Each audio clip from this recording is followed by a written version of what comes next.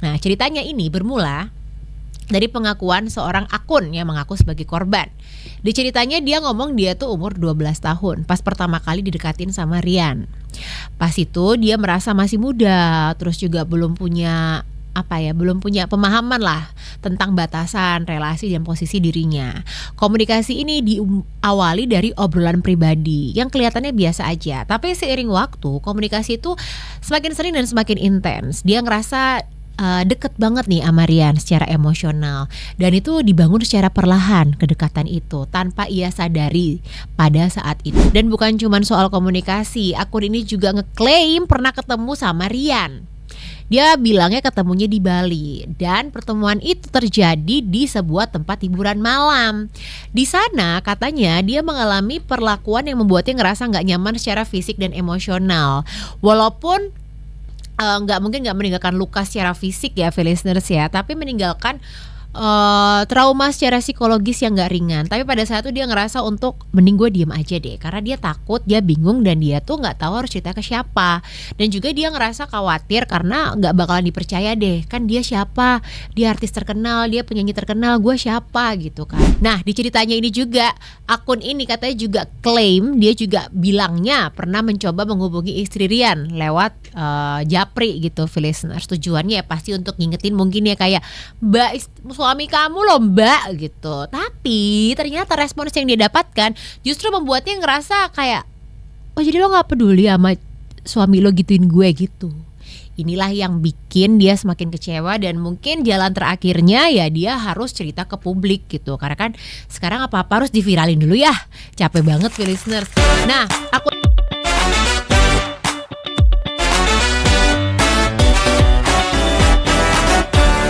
child grooming, listeners. Akhir-akhir ini lagi ramai diperbincangkan di media sosial ya, di dunia hiburan Indonesia. Tapi yang satu ini bukan Aureli, bukan siapa lagi yang kemarin kena, Andin.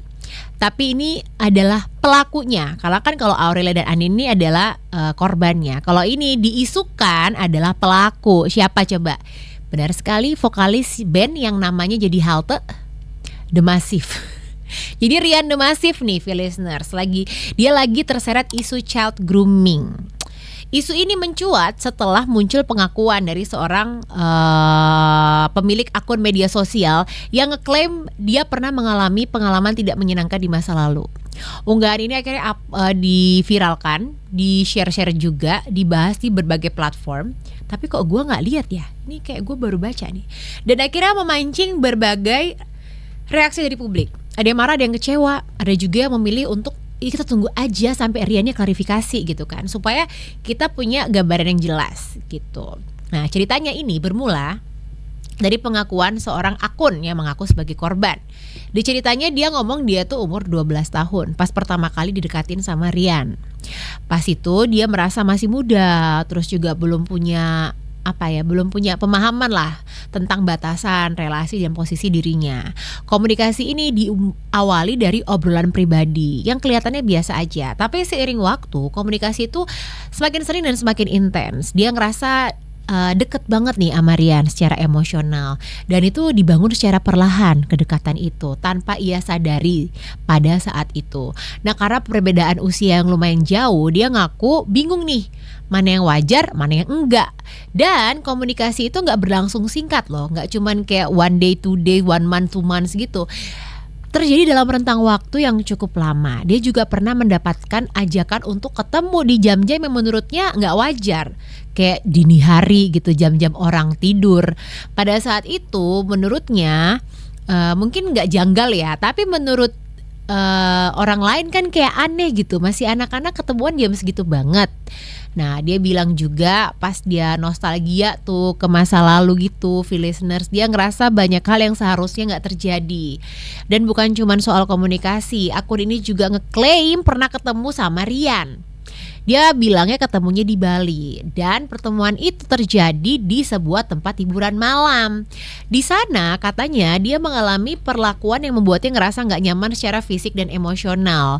Walaupun nggak meninggalkan luka secara fisik ya, listeners ya, tapi meninggalkan trauma secara psikologis yang nggak ringan. Tapi pada saat itu dia ngerasa untuk mending gue diem aja deh, karena dia takut, dia bingung, dan dia tuh nggak tahu harus cerita ke siapa. Dan juga dia ngerasa khawatir karena nggak bakalan dipercaya deh, kan dia siapa, dia artis terkenal, dia penyanyi terkenal, gue siapa gitu kan. Sampai akhirnya mungkin dia ngerasa oke, kayak this is the time for me to speak out gitu kan. Makanya baru deh dia ceritain pengalamannya ke publik. Alasannya dia ngomong cerita ini sih sebenarnya bukan untuk cari sensasi, tapi katanya untuk jujur sama dirinya sendiri. Dia berharap ceritanya bisa jadi peringatan untuk orang lain supaya lebih waspada.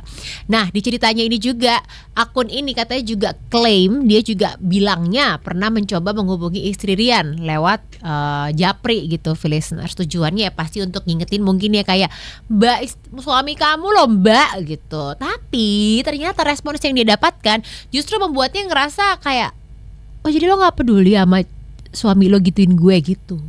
Inilah yang bikin dia semakin kecewa, dan mungkin jalan terakhirnya ya dia harus cerita ke publik gitu. Karena kan sekarang apa-apa harus diviralin dulu ya. Capek banget listeners. Nah, akun ini juga menyertakan beberapa screenshot sebagai bukti pendukung. Tapi sampai detik ini belum ada verifikasi resmi tentang keaslian dan juga konteks dari bukti yang sudah dia share itu. Sebuah informasi yang beredar ini masih berasal dari satu pihak.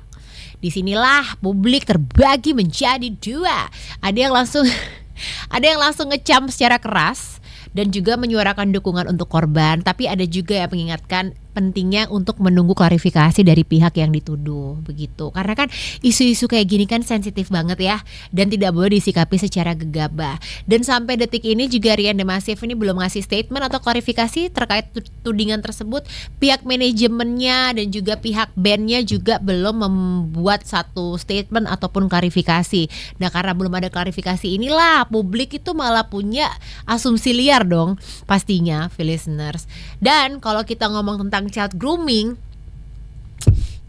ini sangat dilarang sebenarnya ya kan. Child grooming mah di barber, di salon gitu, child jangan di grooming. Proses ini tuh biasanya sering tidak disadari sama korban, karena kan mungkin korbannya ngerasa kayak happy dideketin sama artis, seneng dinotis sama penyanyi gitu. Apalagi kalau misalnya kalian tuh jatuhnya kayak fansnya si idol kalian ini gitu, listeners. Tapi harus diingat, ini adalah isu yang sangat serius ya. Bagusnya sekarang mulai ramai child grooming juga, mungkin orang-orang jadi lebih aware kalau child grooming itu bukan sesuatu hal yang harus diketawain, bukan sesuatu hal yang harus dimaklumin dan dilumrahkan. Harusnya